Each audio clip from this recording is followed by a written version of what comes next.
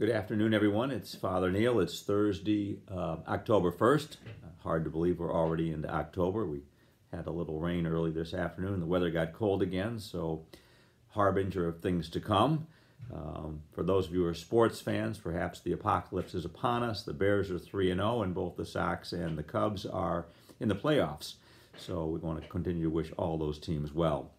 Other good news, of course, is that the mayor has opened up some of the restrictions on public gatherings in terms of going to bars and restaurants, in terms of the number of people that are able to attend. That should be good for business, good for social life, as long as people continue to practice the masks and safety procedures.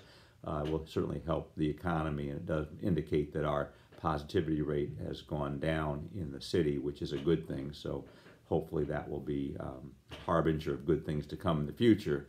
However, until we do get the vaccine or some actual protocol that cures people in the hospital, the governor is not likely to let us go back to full normal. So we still are at the 20% capacity for the church, which is 125 people for mass, for weddings, for funerals, and so on. So that's not going to change. People are still afraid a little bit to come out, I guess, because our mass attendance has not gone up. So at the moment, again, we'll keep the mass schedule the same. We will be celebrating some other sacraments. I've mentioned some of them. The rites of initiation will be taking place on the 10th at the 5 o'clock Mass for those people who would have been brought into church at the Easter Vigil. This coming Monday, the 5th, we'll be having a virtual meeting with all the parents of the First Reconciliation, First Communion class to begin their sacramental prep for their journey through the sacraments, January for Reconciliation and May for First Communion. And in a couple of weeks, we'll be having a rite of enrollment for the confirmation class of 2021. So those things are all progressing. Enrollment is moving along for faith formation families. So if you have family members or friends or have children that want to be in the program, please contact the Faith Formation Office. And of course, any adults who might be interested in joining the church about the RCIA, Rite of Christian Initiation for Adults, they can please contact me at the rectory. So that's all good news. As far as the week is concerned, the big things have been this continuing to renew my church. As I mentioned last time, I believe we do have a 1-week extension on the feedback process. So our small group team met with the Parish Council, Finance Committee, and School Board last night, a virtual meeting to share with them what the larger committee has discerned for the strengths and weaknesses of the 5 possible scenarios. And they had got that information a few days in advance, and we got their feedback, and we will take it to the larger group this coming Tuesday, October 6th, and we'll begin writing up the report, the feedback summary report to go to the Executive Committee and Bishop Manns. So we'll do that, begin that this Tuesday, finalize that report on the 13th with the rest of the feedback and polish it up. And then the pastors and some members of the committee will be making a presentation to the bishop and to the Executive Committee on the 20th. And then that will be presented to the Cardinal and then also up the Presbyteral Council sometime early November. And so we would expect to get some decision back by mid-November, probably at the latest, to help us plan then for the future. So continue to keep this whole process in your prayers. It's going to be difficult for everybody, no matter what the situation is, with the consolidation, the merging, or whatever. Things will just not be the same. But we know we can't keep it being the same because things do need to change. So please keep the process in your prayers. Keep all of us in your prayers as well. School has been going very well.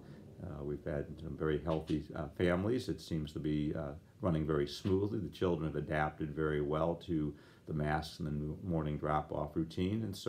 And attendance is good. We have about 245 this year in spite of the COVID and the fears about all of that. So we're very blessed, and we hope to continue to move forward. And this kind of new way of doing things, I hope, will not become normal. It will hopefully be over in a few months. But for the interim, we just have to be patient because we can't predict medical breakthroughs. And so we just do the best we can one day at a time.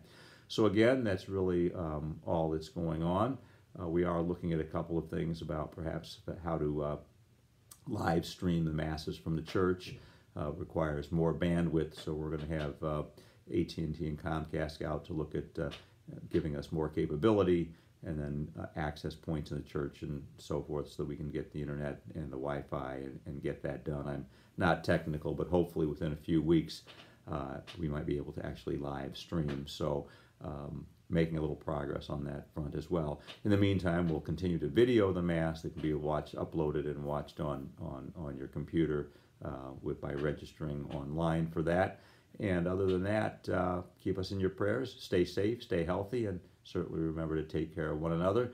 The last thing I want to remind everybody of is that we do have a major election coming up on November 3rd. It's only a month away, and it's not just the presidential election, but also Congress and a lot of local offices that are going to make a difference to all of us. And so please, evaluate all the candidates carefully to try to use our Catholic moral values in determining, which positions the candidates support and best serve our community, and certainly make your prayerful decisions and vote.